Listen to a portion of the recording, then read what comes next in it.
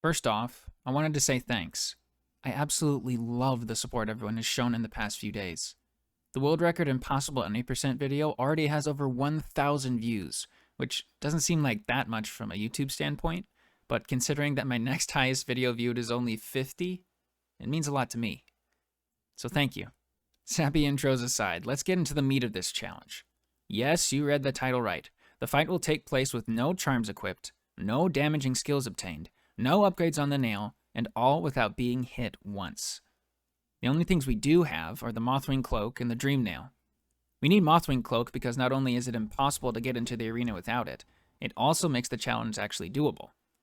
I say actually because technically it's possible to dodge his attacks without the dash, but doing so takes very precise movement and the ability to guess which attack he's going to do next, which becomes incredibly difficult after his first phase, for reasons we'll get into in a bit. We need Dream Nail for, well, obvious reasons. The fight itself is going to take a long while. The Maggot only has 200 HP, but his armor has a total of 1080 split between 3 phases. The old nail only does 5 HP per hit, so we're going to need to hit Failed Champion 72 times per phase for a grand total of 252 times in concession without being touched. Which I will admit sounds pretty intimidating, except for the fact that this fight isn't really that complicated. Failed Champion only has 2 different attacks.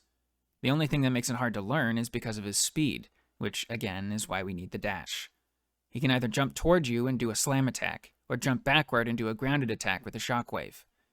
The jumping slam is more telegraphed than the shockwave because he has to leap in the air first, whereas he can do his shockwave randomly from just standing still at times, although I did notice he tended to not do that mix-up if he was close to the center of the arena.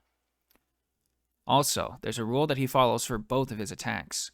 He will only do one action 3 times in a row before he switches and does the other. He can do less than 3, but for example, if he does 3 shockwave attacks in a row, he will then for certain do the jumping slam attack next. Also, if all of this wasn't enough, each of his attacks cause an insane amount of rocks to fall from the ceiling, which, coincidentally, is where most of my failed attempts came from, because while I was able to track his movements pretty easily, the rocks falling from the ceiling are random and would often blindside me in the middle of a jump. After his first phase, he'll add a random jumps into the mix, making it a little harder to know which of his 2 attacks he's about to do, but it isn't very threatening, and often just gave me free hits. With all of that out of the way, I'll just leave you guys to watch the fight. Quick reminder that I stream over on Twitch pretty much every day. I'll put a link down in the description for that. Also, once again, thanks so much for the support recently. I love you guys. Enjoy the fight.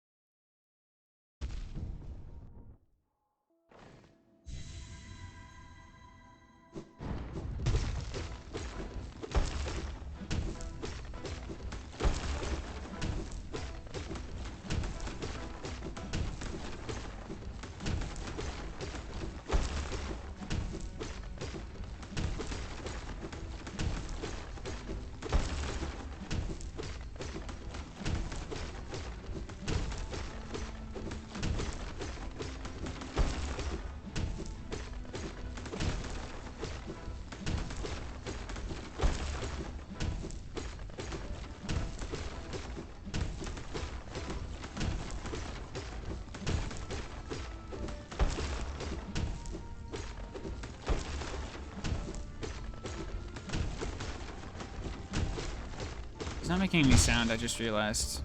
Mini attacks.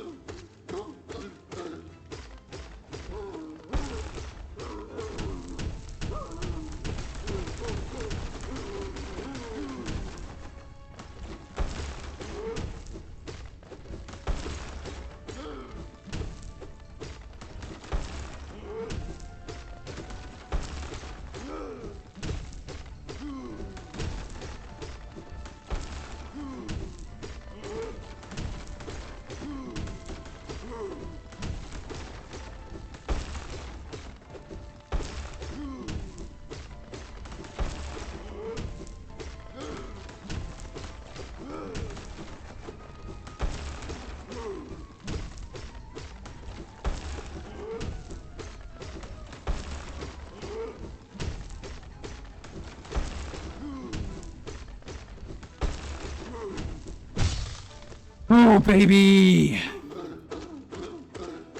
You think that's the last one, right?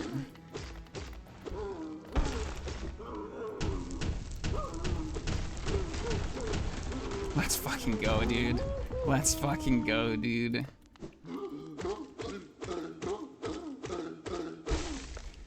Ah! Easy. Oh. Let's fucking go.